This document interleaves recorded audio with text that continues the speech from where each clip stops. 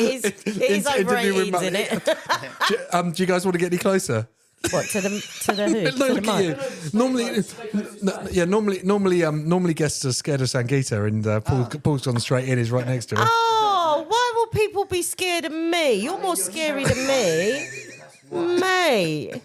That's not Stop. Oh, thank you.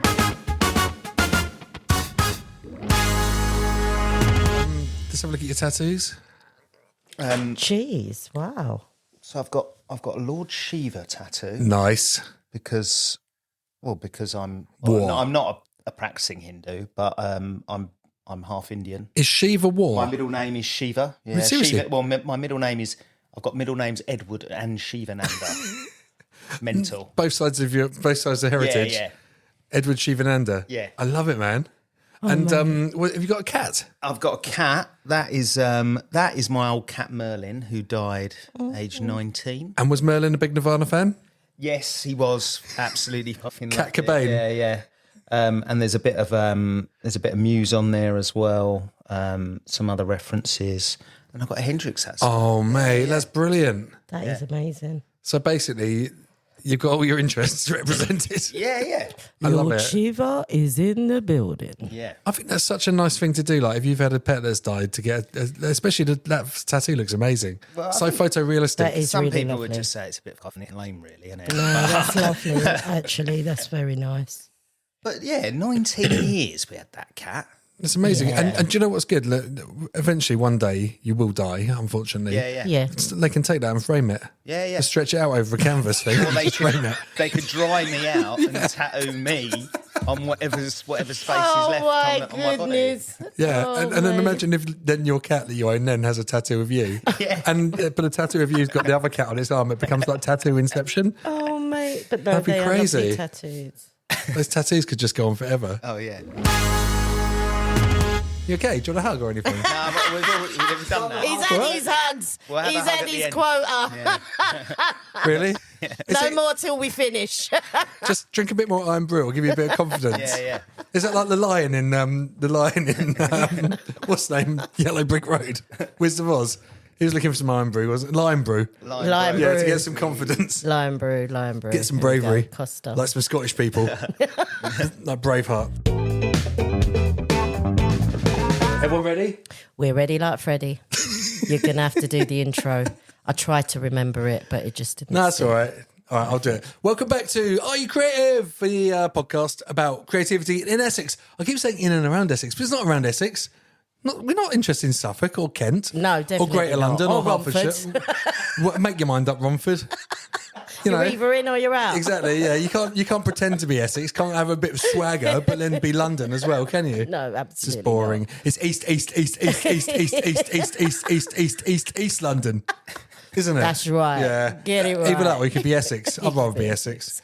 Bosh! Isn't that a guy from Romford? Says Bosh. That's the Big one. John. I love him. Bosh. Bish bash bosh. Yes, that's the one. I'm Nick Hearn. I'm creative expert, creative director, creative genius. All of those things. Not my words. And I'm here with Sangita again, my co-host. Not so creative, not so whatever Nick said. Sangita had the week off last week, so it's very I nice to have her did. back. Oh, I'm today. glad to be back as well. Missed you guys. The person that came in and hosted last time was awful. I can imagine. Yeah. We've not trained them properly. No, exactly. So we need to put them back on the apprenticeship. They're back on probation again. Right, actually, Sangita, what have you been up to? Have you been up to anything fun? No, nothing fun. Just uni. I'm really enjoying it. I've got to say. Yeah, top of the class. Really, yeah. What are you studying? Business management, and I'm loving it. Oh my God, future Alan Sugar. Well, you know. But the diabetic Alan Sugar. The diabetic Alan Sugar, yes. Yeah, no, but I'm loving it. It's been a good week. Oh, awesome. What have I been doing? I've been making a music video. It's really good fun for a heavy metal band. Oh, see. That's fun. We pretended to kidnap someone and took them to the woods. Oh, That's going to be out in a couple of weeks' time. It's Excellent. Exciting. okay. Man in pants. Spoiler alert. And we've got another guest here. Hello, what's your name? Paul. Paul. He's Paul. And Paul, are you from Essex? I am. I'm born and raised in Chelmsford. Are you? Ooh. Well, there we go. Probably the top 3 cities in the top 1 county.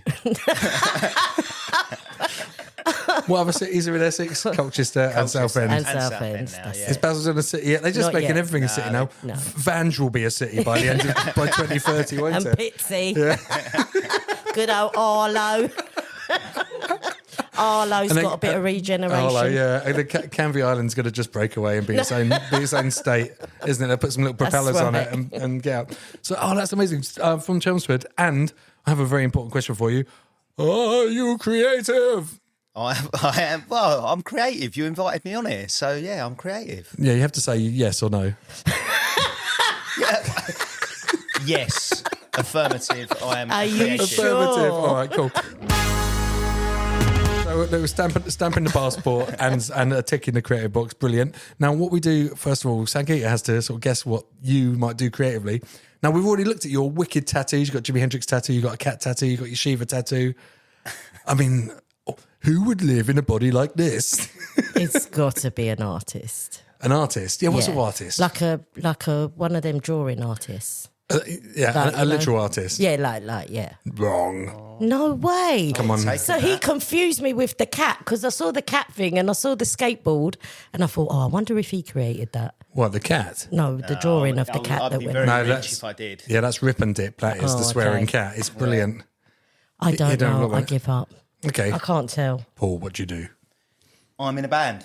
I'm in a band No way. called Pieces. Yeah. And I was looking at your Instagram. You would describe yourself as British Indian punk. Yeah. Wow. Yeah. Pieces are amazing. Okay. You've I seen will us be- live, Nick. I saw Pieces and I was like, oh my God, this is a bit of me. I love it. Like, basically, it's sort of political punk rap. Oh, amazing. I can't wait to go watch that. No, it's really cool. I'll take the rap bit. That's cool.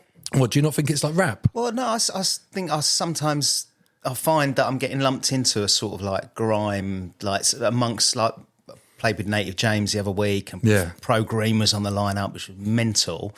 But I've never considered myself a rapper. I mean, I almost wish I was a rapper, but I'm just not good enough. Yeah, I'm not saying you're not So like you're I not like just you're not shout. like you're not like bars, but you've got a poetry to your songwriting and your lyrics, and Yeah, that feels like sort of like a rap flow, bit like like Bob Vylan or Audio Bullies or someone like that, a bit more like Geezer, bit of a swagger like Geezer lyrics, but also with really amazing subject matter as well. So you're talking about politics, you're talking about race. Yeah, loads of that stuff. Hey, look, Sangita, Oh my hang on. God, my eyes just lit up. Yeah, Sangita just went like a bush baby, like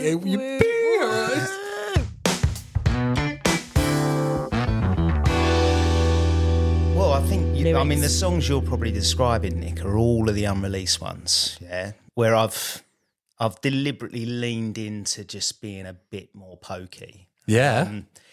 And I don't know. I think I've just arrived at a point in my life where I've always been a bit frightened, and I've found myself often running from the fight. Yeah.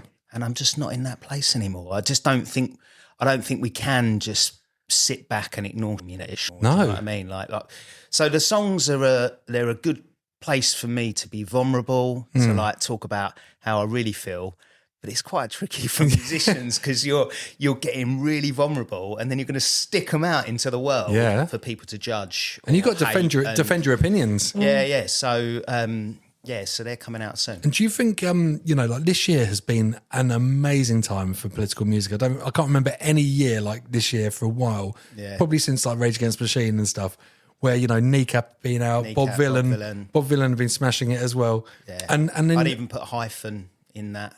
yeah, and then you got the Mary Wallopers, like at Victorious Festival, when they refuse to play because of political reasons as well. It's amazing that everyone's like jumping on this and using their platforms. And Mudrat as well. I don't know Mudrat. Australian, like their new album came out pretty recently. I think it's called Social Cohesion. Absolutely mental album. Yeah, So good. I'm gonna have to check it out. The name's amazing. Yeah. Mudrat. Cool. But so seeing all of this happening, does that make you feel like, oh, actually, I should express myself more politically? I mean, it's mental really because it's like, as an artist, you feel like you've got stuff to say, but really, is anyone going to give you all this shit you've got to say? And look, I don't even pretend to be able to make a difference, but I write the music for myself, really. And I know that probably sounds a bit egotistical, but I write it for myself because it's good for me. It's a good outlet. And if people enjoy it as well, then awesome. I think you've always got to write for yourself. If you write for an audience, you end up making stuff like Coldplay. Yeah, exactly. You said you are half Hindu, looking at your tattoos and stuff. So I want to go back to when you decided to go into music. How did that play with your family? Like, was it at a young age you decided to do that? What was, or did you do that at college? What got you into music? I've always been interested in music, and I've always played guitar and written songs and performed. I suppose always been like a singer or a front man. Only through the fact that I just never got good enough on guitar, I think. So you just like and because you got mad riz. Yeah. So but it was all cool. Like as a youngster, I mean, there was no challenge in my family. Like basically my family are my grandparents are from Guyana in the West Indies. So it's actually north of mainland South America, but it's considered the West Indies because it was the only colonised country in South America. So it's lumped in with the rest of the Caribbean. But their ancestors are Hindu. That's right, yeah. And they came over Windrush generation in the 50s. Yeah. My mum was born over here, met my dad, white, Welsh ancestry, and then you create a specimen like me. Amazing! I mean, what a great eugenics experience. We got I don't know enough about this. So were people taken over from India to Guyana? So you basically done the whole triangle. Yeah, it's a long story. It's like so my grandparents lived in Georgetown, Guyana. Well, just on the outskirts, actually, sort of nearer to Demerara. My granddad worked on a sugar plantation, like in an admin role. But if you trace it back, their ancestors were indentured labourers from India who, in Britain's colonial wisdom decided, when slave labour was, this is actually bad, we've got to get rid of it. They then created indentured labour where they go and recruit people to come and work for a term of 5 to 10 years for a certain amount of money. Yeah. But then they still push digs and this is when people were finding themselves like Shanghai and stuff like that, where like they'd find themselves on a boat, and stuff like that. Is that what's happening? Well, so all I know about the Indians that came over to Guyana, and then they obviously worked the sugar plantations, and then maybe some of them either couldn't go home, or maybe they didn't earn enough money to go home, or maybe some of them elevated a little bit in class, earned a bit of money, things changed a little bit, and they stayed. Do you know what I mean? And then obviously Britain put the call out post-war, we need people to come and work to rebuild Britain. And my granddad and my nan and granddad came over, and they actually left their eldest kids, my auntie and my uncle, they left them over there with relatives. And my granddad worked on the underground for like 30, 40 years or something. Amazing. Were they in Essex as well? Yeah, so they live in Chelmsford. I mean, my nan, God rest her soul, she's dead now. But my granddad, he's like in his 90s now. Wow, he's still here? Yeah. Legend. Yeah. And so you can actually directly ask him about his Windrush stories. Yeah. I mean, it's, That is amazing. I do ask him a lot of stuff, but you know what? He don't like talking about a lot of it. No, but you want to get him on a track. Yeah. We live here. What is it? Is that a Bob Vylan one? That's so good. Yeah. Mate, that album, awesome. So what I love about this kind of stuff is when you meet people that come from a certain culture, like even Guyanese people, they're black people, they love their calypso, they love their soca music. So to hear someone who's saying, well, actually, I love punk lyrics, right? And people even like someone, who's ethnic and they're into punk, I just really get fascinated because I think, how? Why? Well, you know what? I know. How did that happen? Well, this is the thing. You've got such a great history of like Indian punk and rebellious music. Like when I was a teenager, I was really into Fundamental. Don't know if you ever saw them. And then you had Asian Dub Foundation. As well. Voodoo Queens were brilliant as well. Yeah. Obviously, Corner Shop came through, but then they, a bit like bit on the softer side. Yeah, but big up more still, chart. absolutely amazing. But it's brilliant that you wouldn't traditionally think, oh, hang on. Indian people with punk and Indian people with... Absolutely not. That's why I was so like, wow. I could have swore blind that he was just an artist, not a singer. Well, exactly, but I suppose people, people have a prejudice of Indian people where they think they're going to fit into a box and stuff and be like quiet and chill. And then when suddenly you get an Indian absolutely raging and do some punk, it's amazing. It's so cool. Honestly. I'm like a couple of generations down the line as well. Do you know what I mean? And of course, my dad's white. And I'm born and raised in Chelmsford. Do you know what I mean? So, growing up as a sort of mixed race kid back then, you just sort of want to just blend in. Do you know what I mean? Absolutely. Were you a bit shy about your heritage then when you were younger? Oh, yeah. Oh, man, it's deep. Yeah. I was. Yeah. And, do you know what? I still think I'm like coming to terms with that because I think when I was younger, I mean, look, I didn't have racism anywhere near as bad as my mum is Indian. Do you know what I mean? She looks Indian. She's Indian, yeah?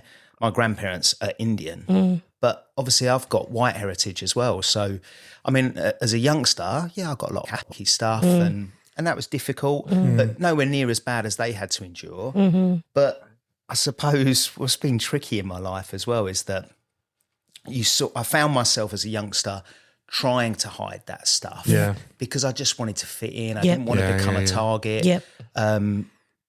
And so you do hide that side of you. And I used to talk about coming from South America because I thought that sounded less exotic. Exactly. Less I was Mauritian for years. Yeah, really? Honestly, as a kid, I never said I was Indian. Never said I was Hindu. I was Mauritian. My name was Cheryl. My kid's street name was, I don't know where I got it from. Don't ask. I don't even know how that name connected to Mauritius. Yeah. But if anybody asked, no, I'm not Indian. I come from Mauritius. Because that seemed more acceptable. Cheryl from Mauritius. I love it. See, it seemed more acceptable than Sangita, who's the Hindu.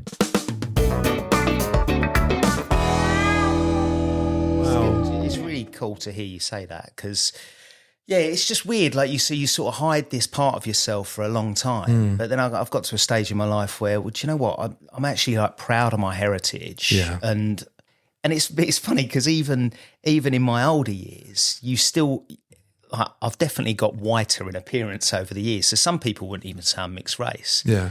But I still on a regular basis will have to explain why I'm not English. Yeah. Where are you from? Yeah.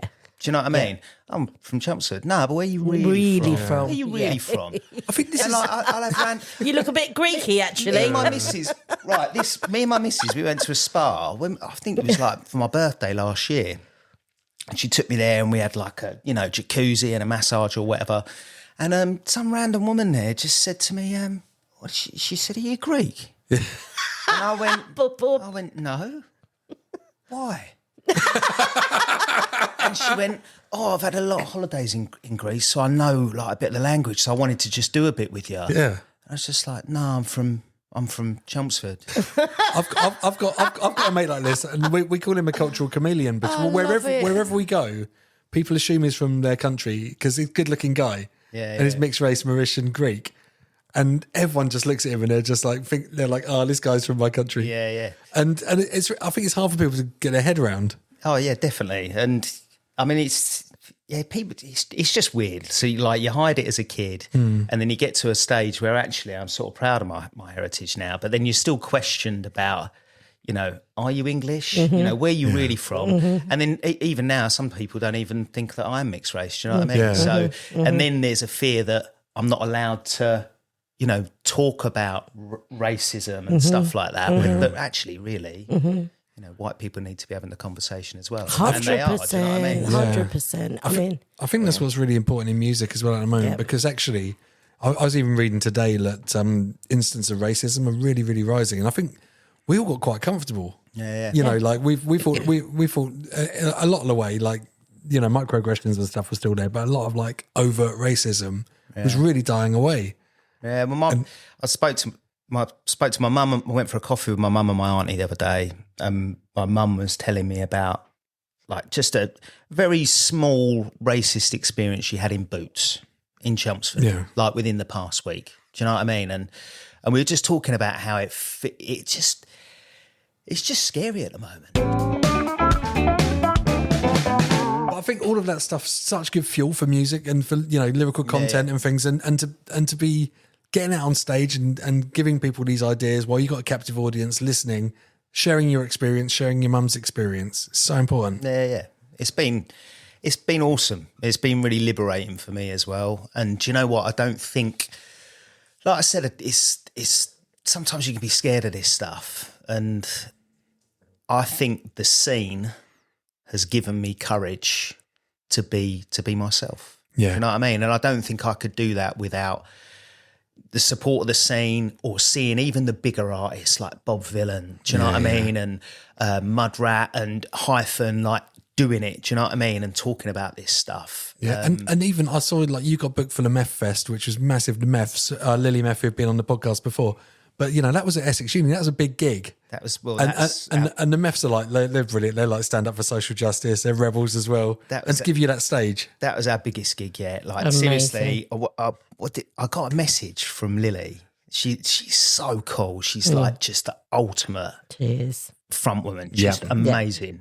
And I got a random DM on Instagram, and I think she asked me, Oi, what's the deal with you then? Are you like are you a solo artist or a band? Yeah. Or have you got a band? And I was like, yeah, we got a band. Well, we've got a drummer. And then I think she replied, but I was thinking, Meff Fest is coming up. Yeah. And there were still acts to be announced. And I thought, I can't be that lame and go, please, can we come and play Meff Fest? So I just... I've got some very important political... You tried to play it cool, right? So, I played it cool. So I left it, and I told them how great I think the Meffs are, because I love listening to the Meffs. And then they come back to me and said, right, we've had our ear to the ground for a while. We want one local artist to come and be on the lineup. Amazing. I can't remember what I think Keep us in touch with the Dharma Hounds. I think she said something like, you've got the attitude and the ethics that we're looking for. So to get that, do you know what? We didn't even have anyone to play guitar at the time. Yeah. Oh, wow. And Max from Dharma Hounds, like we've played loads of shows with Dharma Hounds. Like, I'm a big fan of them. Max is just awesome. Well, all of them are awesome. And Max come in and played bass for us. Literally, I think we had 2 rehearsals before that show. Amazing. I've got to say, like, right, Pieces. I went to see Pieces, and it is you. I know there's a band, but like you got so much charisma on stage, and your mic technique is so good that you can hear every single word, and the hooks become something that you feel like you know within like one chorus. You know, you're singing along when the second chorus comes along. Brilliant. I think that's just so amazing. Oh, and the drummer was wicked as well. Love to hear that, man. Yeah.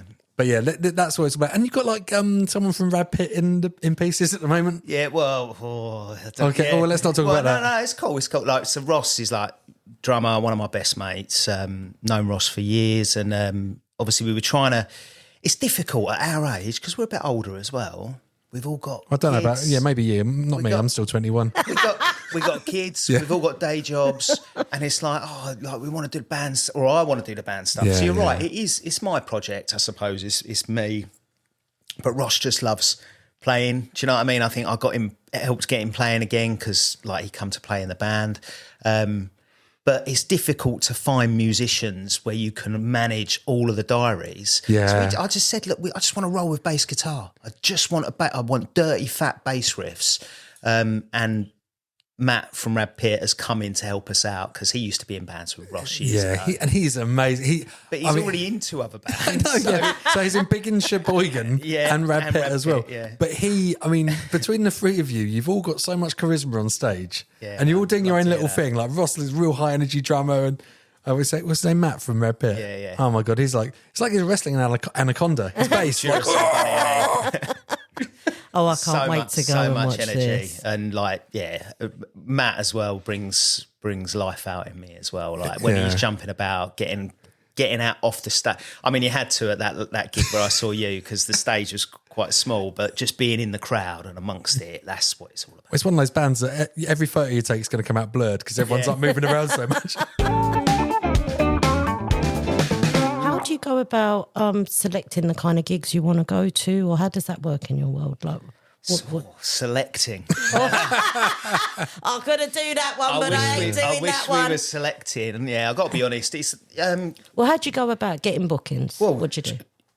talk to people, go and meet people in the scene. You get offered loads of shows and stuff on Instagram or like if people see your socials, but you just got to be careful because a lot of them are just pay to play hustle and they're just bullshit gigs like. Bring along 25 mates and then you get paid. Yeah. Is that how it works? Otherwise, you owe us money. Oh, really? Yeah. So we haven't played as much as we would have liked, but at the same time, look, this is fun for us. We're not going to go and make any money. I'm not going to make a living. Of course, that would be like the ultimate dream. Yeah. But we just want to play, have fun, let off some steam. And some people are just like, it's weird, like.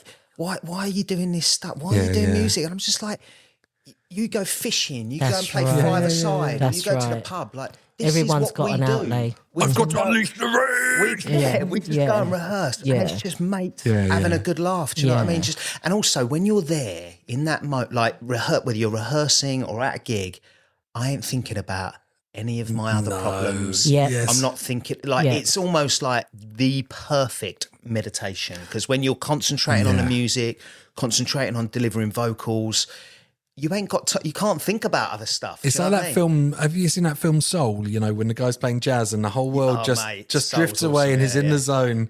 And I feel like that as well. Like, you know, 'cause I play drums and stuff. I could just be doing it, and then, you know, eventually you just sort of snap out of it, and you're just like to your mates, God, that was good, wasn't it? And I said, it's kind of like the closest you can have to having sex with your mates. You know, like, you know, when you're like... Only you, Nick. No, but when you're locked in with a jam and you're like making that eye contact with each other and you're like, hey, this is good, we're in the groove now. Oh, yeah. And then afterwards you're like, oh, that's great. Yeah, should we go outside and get some fresh air? Did you practice in each other's homes or... Do you hire studios? If so, what studios? Where are they? I think my neighbours had kicked me out if they were practicing at home. We bought a new bass rig actually for our last show, and I tried to test that out at home. Oh no! And the cupboards, the floor was rattling, and it was on. It was about on 1/10. Yeah. Do you know what I mean? It was mental. So yeah, we don't practice at home. I mean, that would be the dream. I'd love to have like. Well, this at the bottom of the garden would be amazing. But no, we just share. We go to various different rehearsal spaces. Sometimes we're rehearsing Chelmsford, Cartrick. Right. Yeah. Sometimes we're up in Classic. Adam, big up Adam. Previous guest on here. Yeah, we love Adam. And sometimes we go up to Colchester as well, like that Cactus. Just trying to mix it up. Cool. Nice. Yeah. Well, I think that, you know, it's funny what you're saying. Like, how old are you, by the way? I'm 4 as well. Yeah. I think we're all a bit over there. You get this when you're trying to manage everyone's lives as like adults with kids, right? Yeah. And you're trying to get practices in. You know, like we've got a gig coming up in 3 weeks. No one can agree on when to practice. And trying to organise gigs, it is really difficult to fit in with adulting. Like basically, you've got adult money. But adult time as well. Yeah. And when you're a kid, you've got no money and all the time in the world. It's so frustrating. Yeah. No, amazing. You're spot on, mate. Yeah, absolutely spot on. It's just really difficult to find the time in it. But then you've got to make it all count. And then it's really disappointing if like someone's like, oh, sorry, I can't come tonight because of a thing. And you're like, oh, this is going to be the highlight of the week. Yeah. But do you know what? Like that last show we played supporting Native James, like that was just insane. I couldn't have expected it. Literally the gig couldn't have gone any better. We had so many people turn up. Amazing. Just like mates. Early doors as well. Yeah, like people, you know, because we were on first as well. Yeah. And which is always tricky because people are going to see Native James, you know what I mean? He's blowing up. But we had a good crowd. Like we had a proper pit going. Nice, man. How'd that feel? Mate, just mental. Were you on the floor? Would you have the pit round you? I couldn't come to this show, sorry. When it kicked off, I saw it kicking off and I'm like, right, I'm in there. Right, this shirt's coming off. I'll get down there. And I was a bit gutted, actually, because the pit kicked off our second from last song. Yeah. So, and our last song, Degenerate, so another unreleased song, that normally kicks off. And it kicked off... But then all of a sudden, the pit started to split apart and people were looking on the floor and someone had a torchlight out. No. But we were mid-song, so it's like we couldn't stop. But the pit stopped moving. Basically, at the end of the set, someone announced they'd lost their wedding ring in the pit. No! So I called it out on the mic, asked Denham, the sound guy, can you flick the lights on? And we're all going to look for it. And luckily they found it. Oh, So it was a mental gig. I mean, Mental. that is a sign of a good a pit when, you know, like, I love that. After you go to a punk gig and there's just people waving single shoes in the air and like weird things they found on the floor. Wow. It was, I think, didn't NoFX have a tour saying, "Oh, so long and thanks for all the shoes," Yeah. or something like that? It's so fun, you know. Just always people waving one crock in the air and stuff. I've never heard about a wedding ring before. That's amazing. Yeah. I'm glad they found it as well. They must I have lost my wedding ring like 3 months after I got married. It's on like a beach in Cornwall somewhere. Oh, Mate, they must have been moshing so hard. I mean, that's hard to get a wedding ring off in a mosh pit.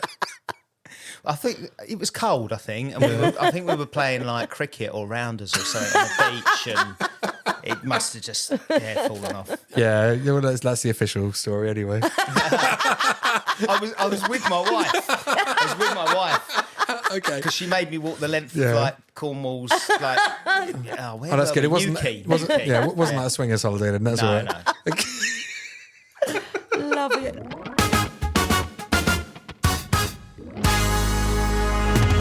I'm just going to talk a bit more about that Native James gig, because Native James is like blowing up, right? He played at Glastonbury, and he's doing. I mean, I call him he. It's a band, but you know, like it is Native. It's the singer, really, isn't it? You know, he is so sick.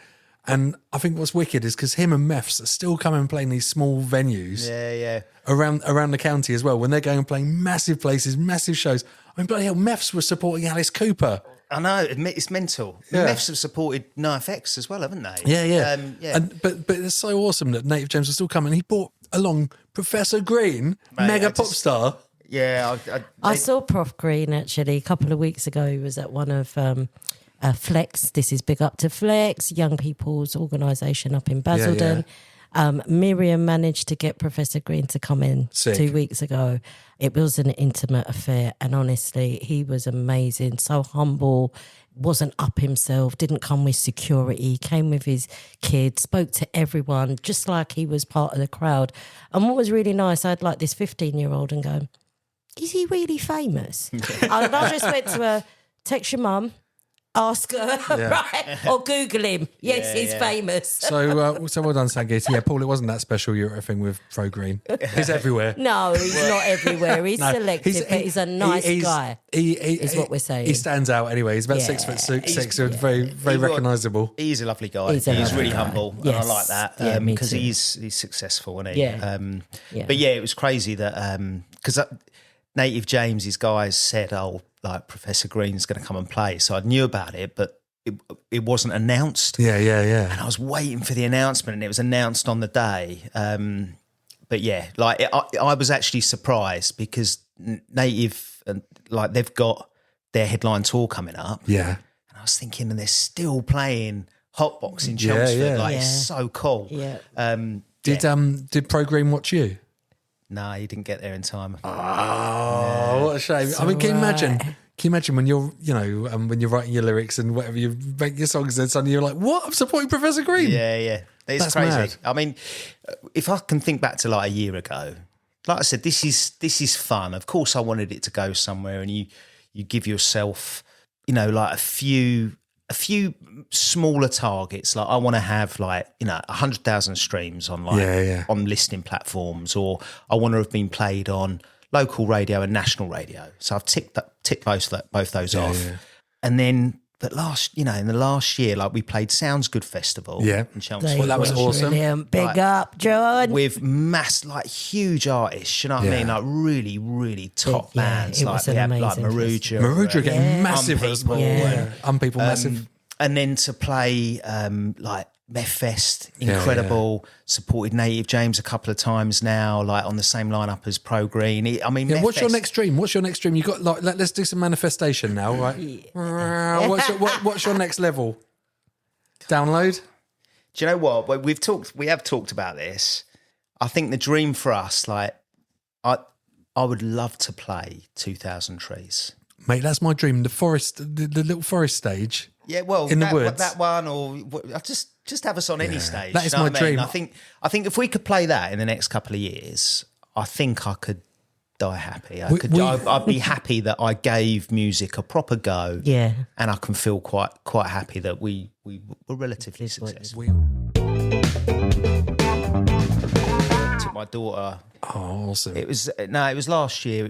Bob Vylan. Yeah, and Kid Capiche. Oh, wow. And so she was 10. Yes. 10 years wow. old at her first proper big concert. Oh, that's And we amazing. were front row pit, Bob wow. Vylan, and she's crowd surfing. Amazing. Oh, wow. Over the barriers, running along, jumping over, coming back out. It was just That mental. much I confidence. took my is kids to see that? Bob Vylan as well when they were about like 7 and 9. Yeah. And I mean they said some pretty spicy things on stage that my kids probably shouldn't have heard about Prince Andrew. Oh God!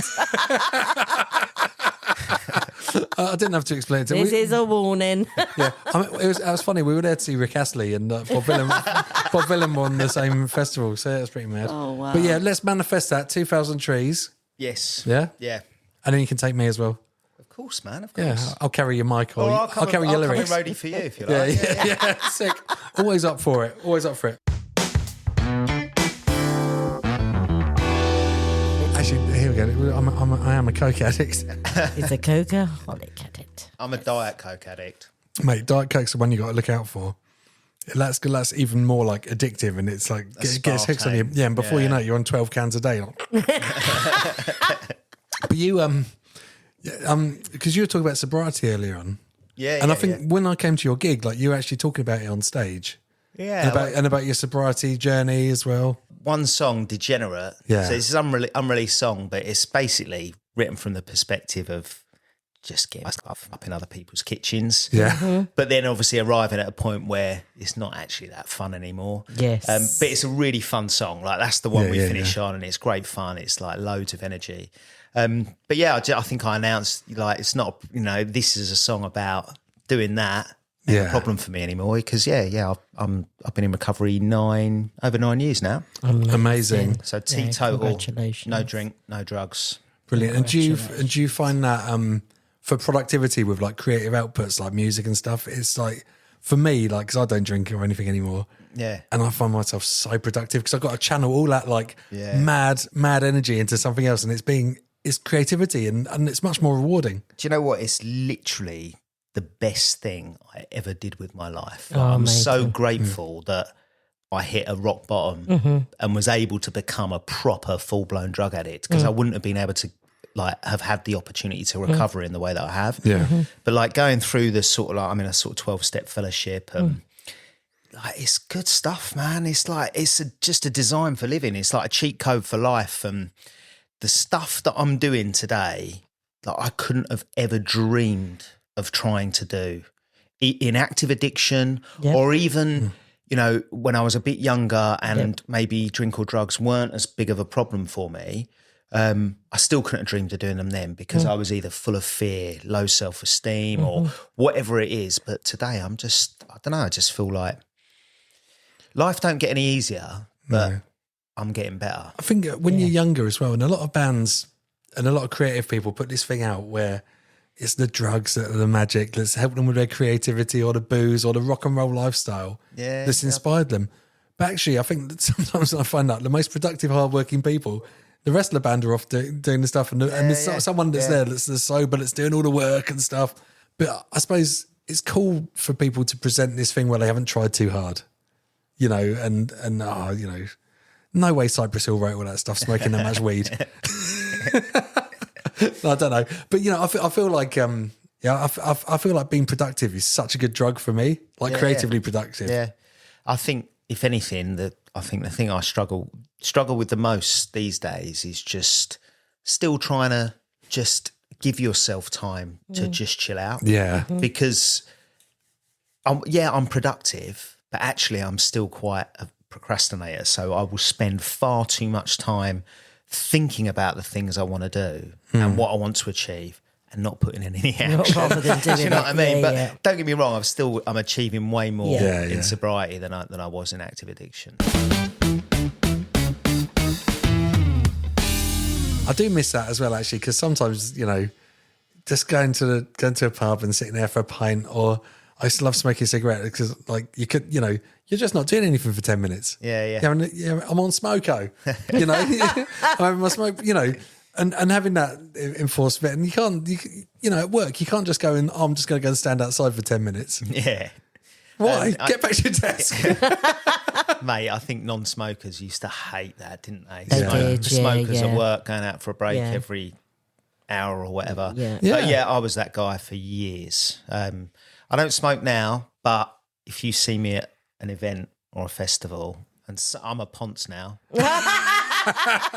I'm quite proud of being a ponce. Like, I love it. Because if I'm putting myself in that, don't get me wrong, it's not like I'm sober enough now and I work a program that drink and drugs aren't a problem for me. But sometimes I still would like to have a drink or a drug. But they're just thoughts today. It's not an obsession. But when I'm in those places where everyone's getting pissed or whatever, sometimes a cigarette is a nice little crutch to have. It feels like just a little, well, I'm not drinking, so it's a little treat. It's And the do you know what? justification, Like, yeah. I ain't drinking, I ain't using drugs. 2 out of 3 ain't bad. Yeah, so I'll have a yeah, cigarette agreed. occasionally. And you can drive the van back as well from the gig. Mate, and I think that's the great thing. Like Ross, the drummer in Pieces, he was buzzing the other day when he found out that we didn't have to use his kit for our last show.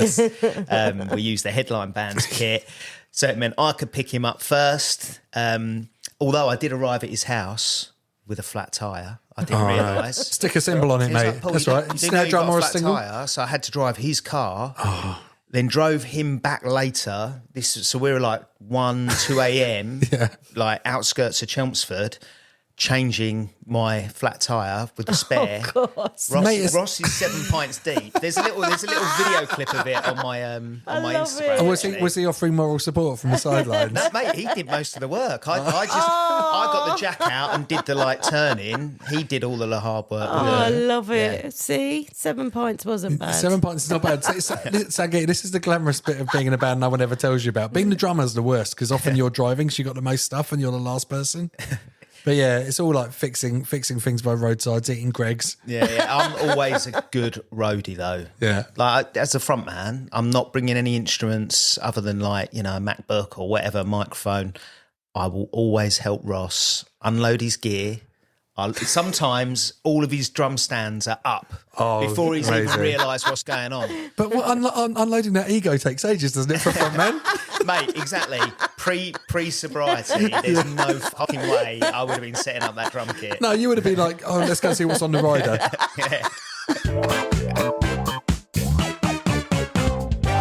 And you realise that wasn't you. Absolutely. That was making you. Yeah, because at the time, your personality is always your personality. Right. Yeah, you're like, hey, I'm the party boy. Right. I'm the party boy. Yeah. Always up for a beer. Yeah. But actually, suddenly you realise, without the beer, I'm still the party boy. I'm still the party boy. And I think that you're absolutely right and that boils down to a lot of lack of confidence. Yeah. And like what you're saying, you're just trying to blend in. So as a British culture, what do? For us, it's drink.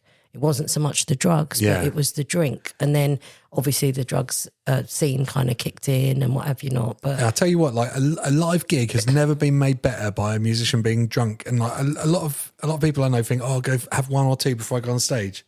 Always better sober. like I've learned a lot because not being a musician, I kind of look at musicians and I would have just thought, oh yeah, don't they lace a lot of before they go up there? They must do. Like, don't they have a smoke and that? And then to hear you guys go, well, actually, one of us need to be sober because we're trying. And I thought, oh yeah, I didn't think about that bit. We were doing a gig, and I think my drummer, who's amazing, he'd had I think he'd had 4 pints of Guinness before he went on something. And he really beat himself up after the gig because he was like, he was like, I messed up a few bits there, and it's because I wasn't sharp. And after that, he was like, right, I'm only gonna have 2 pints now. Four's too much. But But isn't that the fun bit of being in the band where you're all drinking together and that, or is that like an old school thing used to be? No, it's well fun, but also like someone's got to do the adulting and someone's got to drive or someone's got to set up merch, someone's got to do the things. But also, people are paying to come and see you, right? That's very true. And you've got to put on a good show for them. You can't. That's very true. They don't. No one. Someone was saying the other day they went to see Post Malone or something, and he was a bit too hammered on stage, and they were like, "Oh, that's not good. Yeah, that's not what you paid for." Absolutely. Sorry, Posty. We love Posty, but but still, if I paid £100 to see Post Malone, he came out a little bit like, "Woo, I'm a little bit drunk." Yeah, you'd be disappointed. You'll be disappointed. Yeah, I mean, if you went to see the Pogues, you'd expect them to be drunk, right? Shane McGowan, but it depends what the personality is. Yeah. No, I love that. I think you've been a really good guest. You've opened my eyes, certainly. to the kind of music stuff. I love the fact that you're open about, like I said, being what you've been through and how you've come out of it. I think that's really good. Bless you, mate. Do you know what I love about another thing which is really amazing? Your mum and dad were at the gig that I came to. Yeah. I mean, I think they were having more fun than anyone else. Are in the they whole your group. biggest fans? Well, no, so that was actually the first time they've seen us live. No. Oh, wow. Is it the first time they've seen you perform or just that band? Yeah, first time they've seen that band play. Yeah, Yeah. no way. I can't remember. I think. Do you know what? I think my mother-in-law and my father-in-law came to Meff Fest. Yeah. So maybe my mum was like, "Oh, we better I'm go going and, as we better well." go and see him." They were having the time of their life, though. They were honestly like your mum.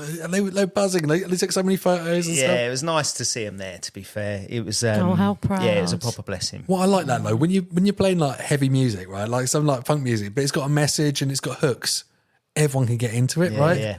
It's not just screaming like off people's faces. And- But so that's the bit I'm used to. So I'm really, like, honestly, and I normally do this because I don't know who the guests are, but when I go back and I start stalking you and doing my research and looking at the music, I know it's going to entice me more because, you know, I'm a reggae girl, I'm a bashment girl. That's my type of music. I'm not into rap, I'm not into that, but that's kind of bashment and reggae and the ballysagurs and the mixed kind of bhangra. That's what was my thing. Yeah. And then to see that, oh my God, punk music, no, mate, that's just not me. And then to see black people doing, or people of colour doing punk music, I'm like, no, mate, you lot why not? Come on, But Sangita. now I'm going there. Sangita, I'm going to go there. We've got to take you to the Asian Dub Foundation then, Yeah, that's going so for it's real. going to properly bridge I you want to from see more reggae people do that to kind punk. of shit. Yeah, Yeah. it's so good. For real.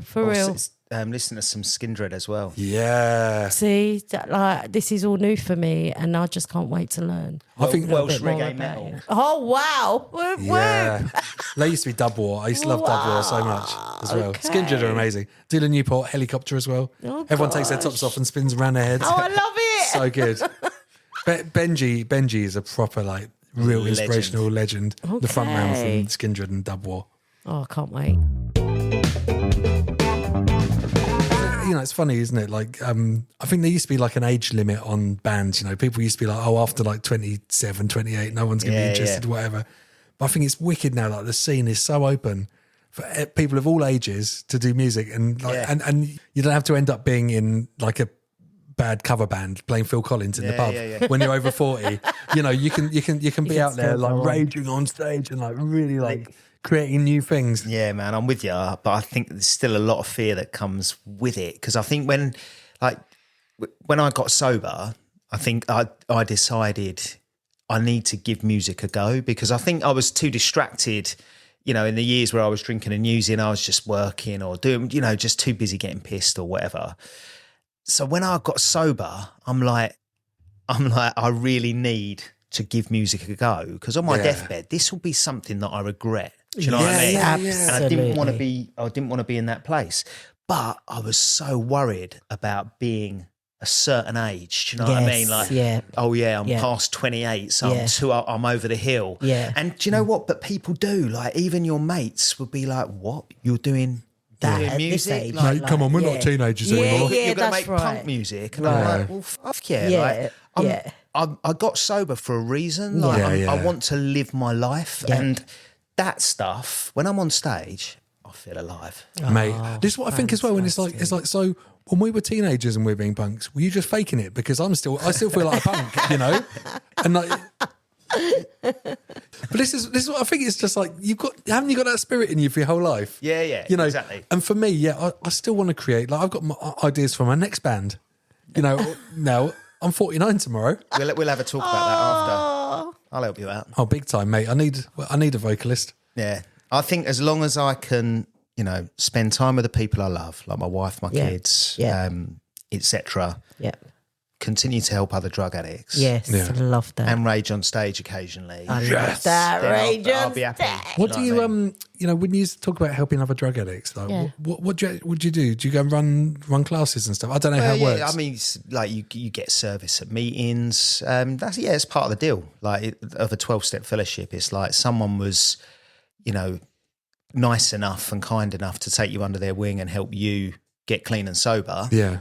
so that you got to give it away to keep it. Mate, it's so amazing how like Love just one that. person can really like change your life Just or like love be a that. mentor and inspire you like and that. That's all it is. It's like a mentor, having somebody Yes. to treat as a big brother or a big sister or whatever. Love it. And now I try and do that for other people. And it's you know what? It's just mental that there are people in my life today that are actually looking at me Yeah. to give them advice. Yeah, Like, well, yeah. how the fuck did Did that happen? Yeah, Like, I get that. I haven't even figured it out myself Yeah. yet. Do you know what I mean? It's literally like the blind leading the blind, I but love together, it. I like love it. we do it. I like it though, man. It's like positive energy is like infectious, and you got to really help bring people up with you as well. Yeah. And especially if you've changed your mindset, you got to help them see it that way as well. And it's very rewarding. Cheryl, what a wicked guest, eh? Absolutely brilliant. Honestly, well done. Honestly, like, I go to thousands of gigs, and I was blown away by Pieces when I went to it. I think actually just at Radio City Social, the place that they were playing, they have such good lineups, and it's a really like trying to have a diverse lineup as well. So you won't just see all punk bands or pop punk bands. There'll be like different vibes. But Pieces blew me away. It's like Amazing. perfect in a heavy lineup. Exactly the sort of music I like as well. Yeah. Big up, and a super charismatic frontman. Brilliant. Absolutely, Paul. Yeah. Well done. Exactly. Love this. And also made me want to go home and write music as well, because like the hooks were so good, and I was like, oh, do you know what? I want to Tonight I'm I want to go and writing. write some more songs. Yeah, exactly. I've got to try and keep up with these guys. Thank you for listening to Are You Creative Podcast. You can follow us and send questions and stuff to at r.ucre. R. You can do it, can't you? No. No. R. Dot. I've got to Pieces now because Kip's here. And I keep thinking about his jumper. I'm trying not to laugh because I'm aware I'm out, aren't I? I'm just going to do an AI voice to say it. At r.u.creative.podcast on Instagram. You send questions. No one sends questions. Oh, big up Jen from Artists at the Meadows. She listens to every episode. Oh, wow. And big up- Thanks, Jen. And big up Lloyd Rose as well. Big up yourself, Lloyd. You're always listening as well. brilliant. Thank you very much for telling me you listen. That's it. Thank you very much, Sangita. As always, thank you, Nick. That's all right, no problem. Thank you very much to Adam Whitaker and his lovely Lorca Media Studios. Yes. We're in Colchester Live next Thursday. Oh, my God, we are. I mean, this episode's going to go out after that anyway, but, you know, at first sight, that's going to be exciting as That's well. going to be exciting. Yeah, we're on tour. Get in the van. We are. Sangita, you're going to be changing a wheel on the motorway after 7 pints. Anyway, I've got that recovery stuff on my phone, mate. That's it. I'm not doing no wheels. Sick. So, thank you very much. Thanks, Paul. You can say Am I bye. still in? Yeah, you I are. was trying to be quiet. No, mate, No, you can no, just you're talk. still in. I thought you said I'd signed out. Nah. Yeah. And do you know what? You haven't even touched I your... haven't even touched mine, haven't bro. even touched Yeah, your I iron am, brew. bro. Look at that. Sweet. Down in one, down in one. Come on, get it down here. I'm not gonna fall Mate, for your that peer bones- pressure. As much as I wanted to. Your bones are looking weak. I might. No, we said no ASMR drinking, didn't we? Yeah. No, you can do. You can. We've never had an ASMR outro. We can crack open the Tangfastics. Oh yeah, let's do it. All right. Anyway, look, we're going to go now. Bye. Thank you for having me. Oh, No, you're thank you welcome, for coming. Paul. Thank you for coming. Give us a verse. Give us a Pieces verse. What's Degenerates? How's it go? How's the go. chorus Go going? on. Oh, Just a really? little something, please. In the kitchen, it ain't big or clever. In the kitchen, just trying to ease the pressure in the kitchen. You can never say never. Got 10 missed calls. Might be stuck in here forever. Yes, mate. See, big up Pieces. Great. I love that.